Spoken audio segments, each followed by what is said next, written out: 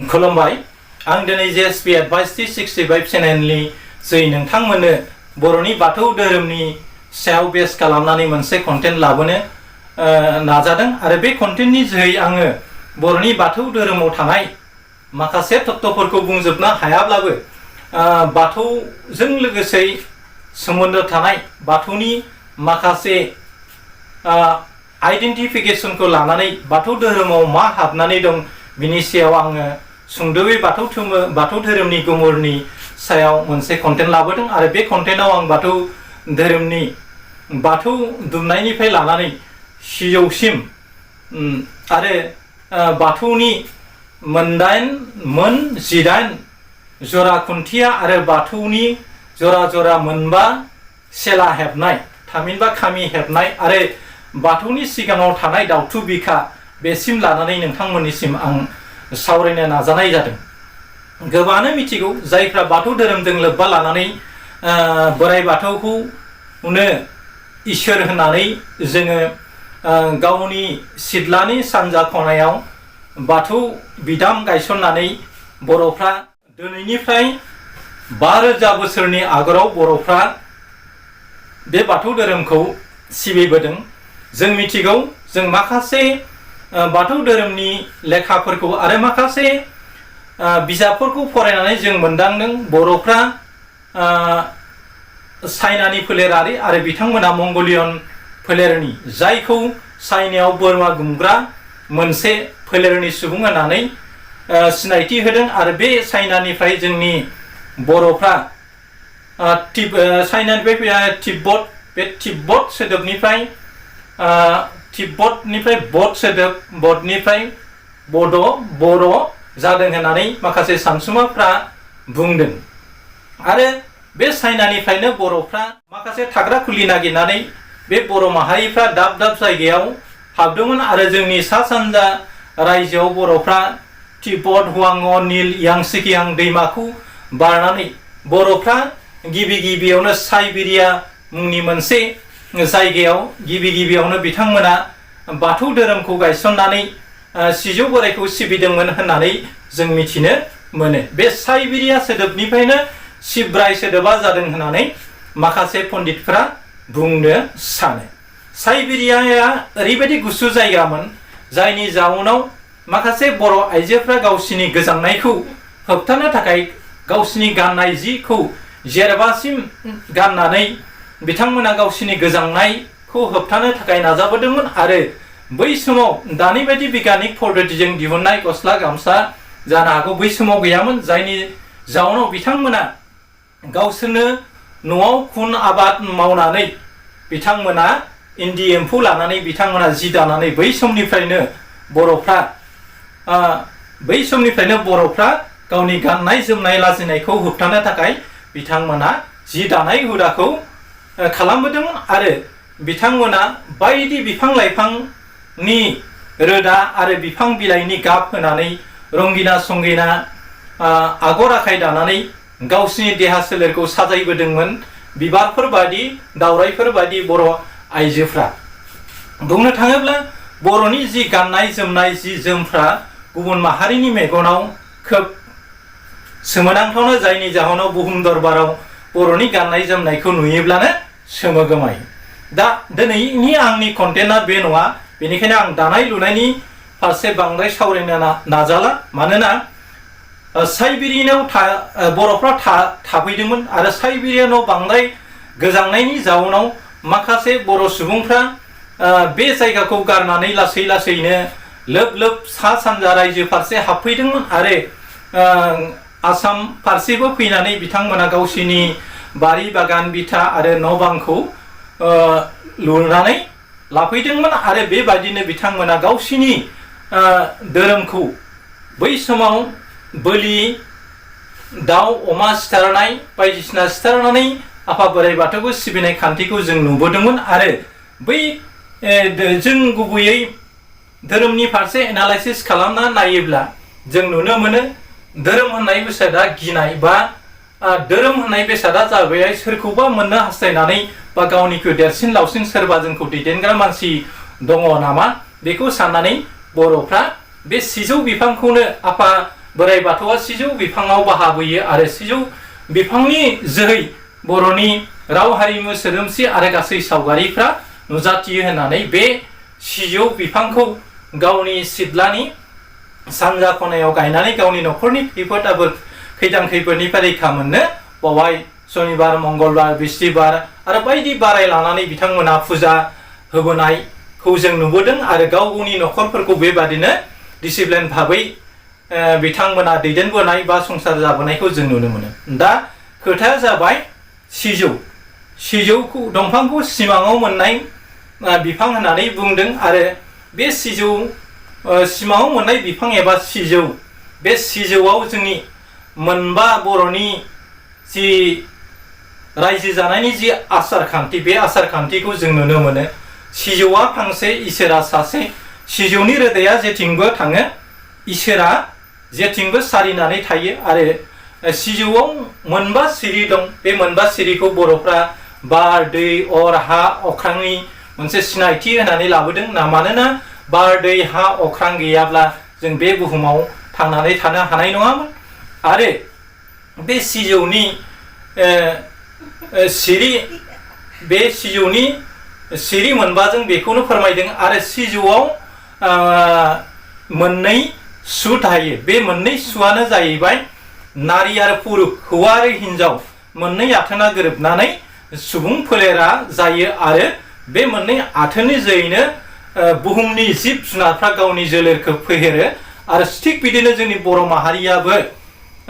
बे बुहुमाव मोननै थाखोनि बा मोननै आथोननि सुबुं दं होननानै हमनानै लायो। बे जाबाय हौवा आरो हिन्जाव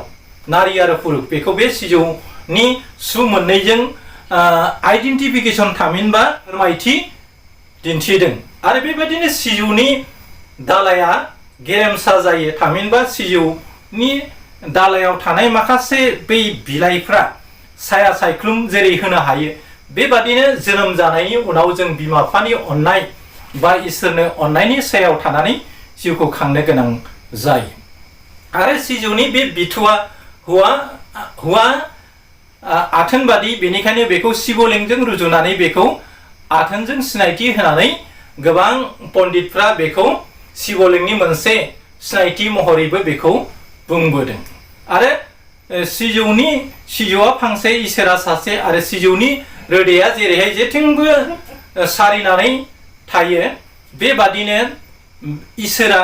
जेथिंबो सोरगिदिं जेथिंबो थायो आरो इसोरा जेथिंबो थायो नालाय सुबुं माहारिया जेखि जाया गाज्रि खामानि मावाथों मानो बा मानसिनि मेगनाव हाद्रि सारनानै बियो खामानि मावोब्लाबो बे आनान गसाइया जोंनि मावनाय गासैबो गाज्रि खामानि मोजां खामानिनि फिथाइखौ बियो पाप पुण्यनिखौ बेस खालामनानै सोरबायदि मानसिया सोरखौ माबादि इनाय खालामदों सोरबायदि मानसिया सोरखौ इनाय उदखार खालामखुमादों आरो माबा मोनसे खायसे सुबुङा गावनि धोन दौलतखौ सोरनिबा धोन दौलतखौ माबोरै सेफोद आफोद खालामनानै माबोरै रायजो जानो हायो बेफोरबायदि बेस खालामनानैबो जोंनि बर' समाजाव बायदि जाथाय जाबोनायखौ जों नुनो मोनो। थिग बिदिनो इसोरनि मेगनाव हाद्रि सारनानै रावबो मानसियानो खामानि मावफुंनो हाया आरो जायफ्रा इसोरनि मेगनाव हाद्रि सारनानै खामानि मावफुंबाय थायो बेबायदि सुबुङा गावनो गावनि मावनाय फिथाइजों गावनो गाग्लोबजाफिना गावनो मोनसे समाव खैफोदजों मोगा मोगि जानो गोनां जायो। बेनिखायनो बाथौ धोरोमनि तत्व बादिब्ला जोङो अननो गोरों जानो नांगोन आरो सिबिनो गोरों जानो नांगोन मानोना बाथौखौ दानोब्ला बा सिजौखौ खेख्लाबोब्ला सिजौनि सिंनिफ्राय जेरै मानसिखौ ब्लेडजों हायोब्ला मानसिया दुखु मोनोब्ला दोलाबो बा बिगुरा जियोब्ला जेरैहाय थै गयो नाथाय सिजौनि आत्मानिफ्राय सिजौनि मोदोमनिफ्राय गाइखेर गयो। बेनिखायनो बाथौ सिबियारि सुबुंफ्रा गावखौ फोलाग्रा गावखौ पापनिफ्राय जानथायाव लाखिनानै जों माबायदि पुण्यनि खामानि मावनो हायो बेखौ बेस खालामनानै जों खामानि मावनो नांगौ मानोना सायावल' इसोरखौ गाज्रिबा जानाय नङा। बेनिखायनो इसोर सिबिग्रा सुबुंफोरनि आत्माफ्रा गुफुर जानो नांगौ होननानै बे बाथौनि सिजौनि जि आथा गाइखेर बियो फोरमायथिदों। मानोना मानसिया जेसेबां समायना जाया मानो जेसेबां दुगै लोबै थाया मानो मानसिया नि गोसोफ्रा आत्माफ्रा गोथार नङाबा बेखौ जों गोथार होनना बुंनो हाया। नों जेसेबां सुनुक पाउडार एबा सिन्थल साबोनजों दुगैयाथों मानो नोंनि देहा सोलेरखौ गोथार होननानै जों बुंनो हाया। बेनिखायनो जायफ्रा बाथौ धोरोमारि बे बाथौनि माखासे तत्त्वफोरखौ लानानै खामानि मावोब्ला बिथांमोना गावखौ इसोरनि रायजोआव गथायहैनो हागोन आरो इसोरजों बिथांमोना अनजागोन आरो बिथांमोना सोरगोबास जागोन। थिग बिदिनो बर'नि आसारा मोनबा, बाथौनि बान्दोआबो मोनबा होननानै बुंदों। जेरैहाय बर'आव गुरु थाया, जों जाय नायखांग्रा, जाय खासनि खुसनि होग्रा, थाबिस होग्रा, बेसोरो तान्त्रिकनि मोनसे गुन थानाय बा इसोरनि माबा मोनसे खामानिखौ मावनानै बिथांमोननि गोथारथिनि जाउनाव बबेबा बायदि जायगायाव खालाय दैफोन जायोबा, बबेबा बायदि जायगायाव गाज्रि मानसिनि सुबुंफ्रा बांद्राय जायोबा, जेरै आनान गसाइया बै सुबुंफोरखौ दबथायनो थाखाय साफा साफा थान्दै हरो। बे थान्दैफोरनि जै बै गाज्रि सुबुंफोरखौ मानजिनो थाखाय बा फाहामनो थाखाय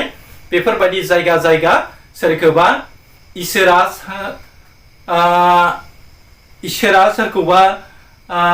थान्दै महरै दैथायहरदों आरो बिथांमोननि जै माखासे थाखोनि सुबुंफ्रा गोथार जादों आरो माखासे थाखोनि सुबुंफोरनि गोरोन्थिफोरखौ सुद्रायनो थाखाय, सोलोंथाइ होनो थाखाय, दिक्षा होनो थाखाय आनान गसाइया दैथायहरो। थिग बिदिनो बर'फोरनि गेजेरावबो 18 जरा हौवा हिन्जावफ्रा बे बाथौ धोरोमखौ गोदो गोदायनिफ्राय बिथांमोना बर'नि बाथौ धोरोमखौ रैखाथि खालामनो थाखाय बे 18 जरा बिसि फिसायफ्रा नाजाबोदोंमोन आरो बिथांमोननि नाजानायनि जोहैनो बर'नि जि बाथौ धोरोमनि जि थाथि बे बुहुमाव थांनानै थाबोदों। आरो बे बाथौनि बे मोन 18 खुन्थिया बाथौ गुरुफोरनि बे सिनायथि लोगोसेयावनो बाथौनि मोनबा जरा जरा जि हेबनाय खामि, बे खामियानो जाबाय बर'नि मोनबा आसारखौनो फोरमायनाय जादों। मानोना जोनोम, जुलि, हाबा आरो थैनाय बे मोनबाखौ लानानै बर'नि जि आसार, बे आसारफोरखौ बे बाथौ धोरोमनि मोनबा खामि हेबनायनि जोहै बेखौ फोरमायथिनाय जादों। आरो बाथौनि सिगाङाव जि हेबनाय जि महादेबनि थबैसा बादि लेप्टा मारिना थानायनि सिनायथि महरैबो बेखौ बुंनाय जायो। थामहिनबा दाउथु बिखा होननानै बाथौनि सिगाङाव जायखौ जय आरो बिजय, थामहिनबा दरजा बोराय आरो दरजा बुरि, बिसोर नेग्राफोरनि जि गोहोनि सिनायथि, बिनि साखाथियाव जि हेबनाय दाउथु बिखा, जेरैहाय दाउथुआ बिखायाव गोख्रों भाबै जोखोम मोनाब्ला दाउथु मासेखौ फलाना एबा दाउथुखौ जों सिथारनो हाया। थिग बिदिनो सासे गोग्गो गुरु एबा गोग्गो बाथौ सिबियारि जानो नांगौब्ला जोंनि गोसोफ्रा दाद जानो नांगोन। खैदां खैफोद आफोदनिफ्राय गावखौ सामलायनानै माबादि न'खरखौ जोङो सिरिबाङै एबा न'खरखौ माबोरै खैफोद आफोदनिफ्राय माबोरै जों न'खरखौ रैखाथि होनो हायो, बेखौ बेस खालामनानै बे दाउथु बिखाखौ बाथौ धोरोमनि सिनायथि महरै लादों आरो दा महरनि सिनायथि महरै बेखौ खिन्थानाय जादों। दा बाथौ धोरोमजों लोगोसे माखासे बेबादिनो बाथौ धोरोमाव खेराइ होनाय नेमखान्थि दं। बे खेराइयाबो मोन 18 मोसानाय दङ। बे मोसानायफोरखौ गोबांफ्रानो मिथिखासिगौ। बायदिसिना बेबायदि मोन 18 मोसानायनि जोहै बर'नि बाथौ खेराइनि माखासे तत्त्वफोरखौ बे मोसानायनि गेजेरजोंबो जों नुनो मोनो। आरो दानिया जाबाय खेराइ। आं बे मोसानाय मोन 18 खान्थिफोरखौ फोरमायथ'ला। उननि भिडिअ'आव आङो बे बर'नि खेराइ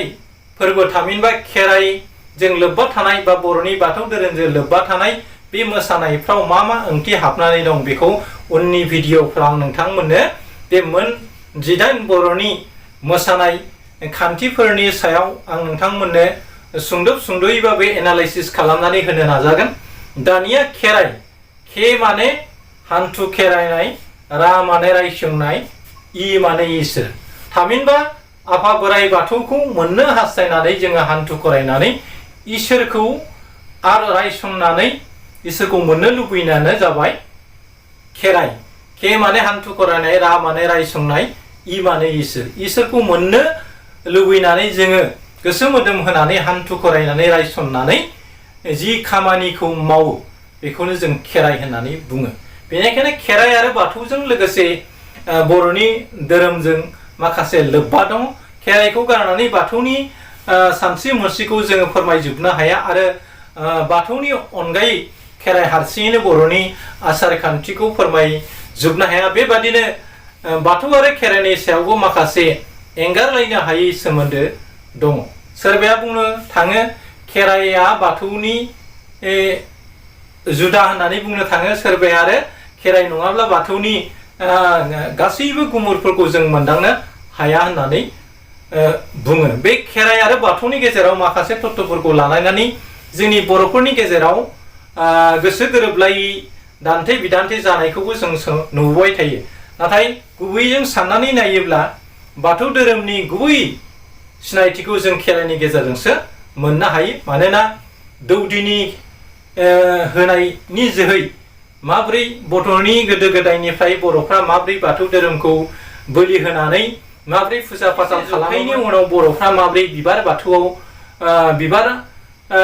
बाथौआव होनानै माब्रै बाथौखौ सिबिनो नाजादोंमोन आरो जाय नाजानायखौ दुलाराय बाथौ धोरोम गौथुमा सानलाय हरलाय जिब जुनारजों बोलि होनाय बायदिसिना खान्थिफोरखौ जोंनि क्लासिकेल धोरोमनि माखासे गाज्रि आखुफोरखौ गारनानै जों मडार्नाइजेसन जानानै जों माब्रै सिरिबाङै सुबुं सोदोमस्रिजों गोरोबनानै जों धोरोमफोरखौ माब्रै नायथावना आरो बयजोंबो गोरोबथावना खालामनानै जोंनि बाथौ धोरोमखौ माब्रै जों लाखिलांनो हायो बेखौ नोजोर बोनानै दुलाराय बाथौ गौथुमा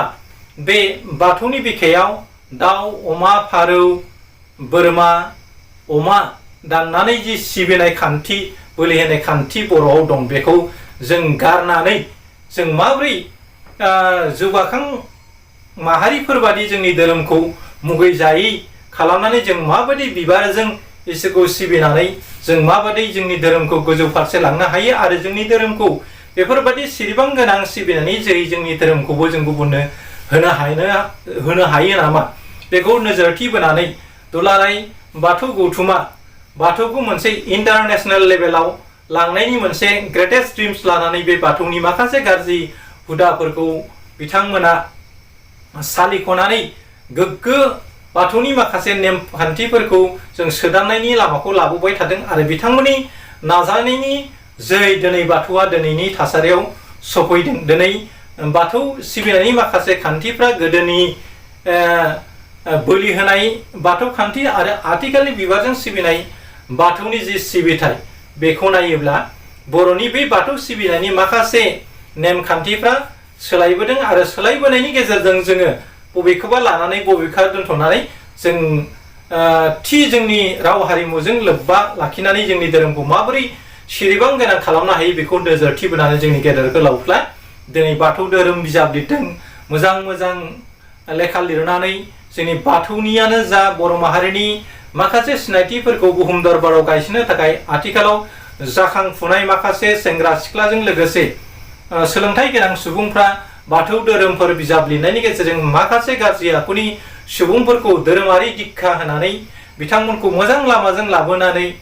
जोंनि समाजखौ माबोरै सिरिबां गोनां समाज दानो हायो बेखौ नोजोरथि बोनानै खामानि मावबोबाय थानायखौ नुनो मोनदों आरो बेखौ नोजोरथि बोनानै दिनै बाथौ धोरोमनि गेजेरजों माखासे थाखोनि उसुर आखुनि माखासे सुबुंफ्रा, माखासे जौ फाग्ला सुबुंफ्रा, माखासे बेदर फिसा जानानै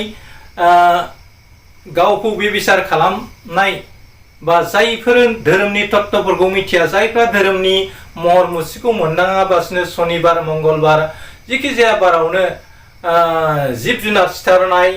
बा बेदर फिसा जानाय बा जौ लोंग्रोनानै न'खराव दावराव दावसि जानायफ्रा बे बाथौ धोरोमनि गेजेरजों दिनै सिरिबाङै गोबांनि न'खरफ्रा गोग्गो जाबोनो हमदों आरो गोबाङानो धोरोमनि माखासे तत्त्वफोरखौ लानानै गावखौ सोदांनो नाजाबोनायखौ जों नुनो मोनदों आरो बिनि जोहै जोंनि समाजा गोग्गो गोथार सुबुंनि बिसाना बांबोबाय थादों, जायनि जाहोनाव दिनै बाथौ सिबिनायनि माखासे नेमखान्थिफ्रा सिरिबां गोनां जाबोबाय थादों। दा बेनिखायनो जों जिखि थाखोनि सुबुङानो जाया मानो जोङो बर' माहारिनि गासै थाखोनि सुबुंफ्रा गुबुन माहारिनि धोरोम लानानै बेबिचार जानायनि फारसे बारग'नानै जाहाथे जों बाथौ धोरोमनि गेजेरजोंनो जोंनि राव हारिमु सोदोमस्रिखौ जों माबोरै लाखिनो हायोखौ नोजोरथि बोनानै खामानि मावनांगोन। मानोना गावनिखौ मुगैनानै मालायखौ गोबानो थांनाया मोनसे धोरोमारि बिथिंनिफ्राय पाप पुण्यनिफ्राय बारग'नायनि मोनसे लामा नङा। मानोना गावनिया सना बानाखा, बेनिखायनो गावनिखौ गारनानै मालायनि धोरोमखौ गोबानो थाङोब्ला नोङो दावखाया दावराय जाना थांनाय बादि जागोन। नाथाय जों नुनो मोनो जोंनि नर्थ इस्टार्न रिजनाव जोंनि बर' मानसिफ्रा गुबुन माहारिनि धोरोमाव बास्लायनानै दिनै गावनि राव हारिमु सोदोमस्रिखौ बावलांबाय आरो इन्टारकास्ट रिलेसन लाखिनानै जोंनि माहारिफ्रा, जोंनि गोरों गोराफ्रा दिनै गुबुन माहारिनि मानसिजों जुलि जानानै जोंनि सुबुं सम्पदा फारि फारि जोबलांनो लामा लादों। दा बेफोरनिफ्राय जों जानगार लाखिनानै जोंनि गोरों गोराफ्रा जोंनि माहारिनि गेजेरावनो हौवायानो जा बा हिन्जावानो जा जों गावनि मानसिजों गाव जुलि जालायनानै जोंनि सुबुं सम्पदखौ जोंनि बर'फोरनि गेजेरावनो बर'नि गोरों गोराखौ लाखिनानै जों माबादि बर'खौ बुहुम दरबाराव गेरेमसायै लाखिनो हायो, गेरेमसा माहारि दानो हायो, बेखौ नोजोर बोनानै जोंनि सोलोंथाइ गोनां सुबुंफ्राबो गुबुन माहारिजों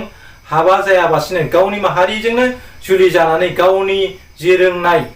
बा टेलेन्ट, बे टेलेन्टखौ गावनि माहारिनि गेजेराव दोननायानो जोंनि थाखाय खोब गनायथावना होननानै जों बुंनो नांगोन। नाथाय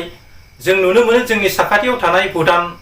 रायजोआव बिथांमोना इन्टारकास्ट मेरियेज, थामहिनबा भुटानखौ बारनानै गुबुन माहारिनि सेंग्राफोरजों हाबा जानायखौ बिथांमोना फसाया। जापान बादि हादरनि मानसिया बिथांमोना गुबुन माहारिनि मानसिजों बांद्राय जुलि जाया। थिग बेफोरखौ नोजोरथि बोनानै नायोब्ला दा जोंनि इसेल' बिसांनि बर' माहारिफ्रा गावखौनो एसे गोरों जाब्लानो, गावखौनो इन्टारनेशनेल लेभेलाव गायसननो हाब्लानो गुबुन माहारिनि गोजौ थाखोनि फिसाय जहैनाय बा गावनि माहारिखौ मुगैनाय बादि खालामनानै जोंनि सुबुं सम्पदा दिनै गुबुन माहारिनि आखायाव थांगासिनो दं। बेफोरखौ नोजोरथि बोनानैबो जों बाथौ धोरोमनि गेजेरजों जोंनि बाथौ गुरुफ्रा जेब्ला सिजौ गायसनो बा फोरबो जायो, बेफोर फोरबोफ्राव बाथौ धोरोमनि जोंनि जाखांफुनाय लाइमोन आइजोजों लोगोसे हौवाफोरखौबो समाय लाहोनानै बिथांमोना जाहाथे जोंनि माहारिनि गेजेरावनो थायो आरो जोंनि माहारिनि मानसिजोंनो बिथांमोननि जि जोलै फेहेरनाय आरो सुबुं सम्पदखौ लाखिनाय खामानियाव लाखियो, बेखौ बाथौ धोरोमनि समाय लाखिनानै एटलिस्ट क्लास 8 निफ्राय सेंग्राया जालायानो जा सिख्ला जालायानो जा बिथांमोनखौ समाय लाहोनानै जोङो बिथांमोनखौ मोनसे गिखांनाय लाबोनानै बेखौ जोङो धोरोम फारसे दिक्षा होनानै जों माबोरै बर' मानसिखौ बर' मानसिजों माबोरै हाबा जाहोनो हायो आरो हौवा मानसिया गुबुन माहारिनि आइजोखौ बर' मानसिया जाहाथे लानो हाया, बेफोरबायदि खालामनानै बे बाथौ धोरोमनि बिथांमोनखौ दिक्षा होनानै समाय लाहोनाय हुदा खालामनांगौ। आरो बेयाव गामियारि फोरबो खुंनानै मोनसे सम लालायनानै बेफोरबायदि जों क्लास होनो नांगोन। आं दिनै बाथौ धोरोमखौ साखि दोननानै बुंबाय, आंनि माहारिनि गेजेरावनो आङो आंनि बिसिखौ बा आंनि हौवाखौ आं जुलि लागोन, आं गुबुन माहारिनि मानसिजों आं गोसो थोलाया बा हाबा जाहैया, बेफोरबादि मोनसे सतबांसा लाहोनानै बिथांमोनखौ जाहाथे गावनि माहारिनि गेजेरावनो बिथांमोना फैयो। आं बाथौनि गेजेरजों बा धोरोमनि गेजेरजों आंबो समाय लाबोदों दे आङो उन्दै समनिफ्राय आङो बर' सेंग्राखौनो मोजां मोनगोन बा सेंग्रायाबो बर' आइजोखौ हाबा लाना जुलि लागोन, बेफोरबायदि सतबांसा लानाय जुदि हुदा खालामलाङोब्ला जोंनि गेजेराव बर'नि गोरों गोरा मानसिफोरखौ बर'नि गेजेराव लाखिनो हागोन आरो बिथांमोना धोरोमनि फारसे जि सतबांसा होनाय बेखौ लाखिनानै खायसे गुबुन माहारिजों हाबा जानाय खान्थिफोरखौ जोङो खमायनो हागोन। नाथाय आयेन खान्थि बादियैब्ला बेफोरखौ होबथानो हाया। थेवब्लाबो जोंनि माहारिनि गेजेराव जुदि सासे लेक्सारारा सासे असमिया मानसिजों हाबा जाहैनाय लोगो लोगो सासे लेक्सारार आइजोनि जि सुबुं सम्पद बेनि जोलैफ्रा असमिया माहारियावसो थांगोन आरो बिनि थाखा फैसा साख्रिनि दान बान्थायाबो बिनि बिमा बिफाया मोननाय नङा आरो बेयो गुबुन माहारिनि आखायावसो बिनि इक'नमिक कन्डिशननि जि जौगानायनि फिथाइ बिनि आखायाव थाहैगोन। जोंनि माहारिनि गेजेरावनो बिसोरनि जुलि एबा हाबाया जायोब्ला जोंनि माहारिनि गेजेरावनो बिसोरनि सुबुं सम्पदाबो थागौमोन, बिसोरनि थाखा फैसा, जों बिसोरनि गथ' गथाया गोरों गोरा नोजोरथि बोनानै जों बाथौ धोरोमनि गुरुफ्रा बेफोरबायदि खामानि मावनायनिबो गोनांथि दं होननानै आं सानो। मानोना बाथौखौ जोङो गावनि न'खरखौ गोग्गो गोथार लाखिनो थाखायल' सिबियोब्ला जों जानाय नङा जाहाथे जोंनि बर' मानसिखौ जोङो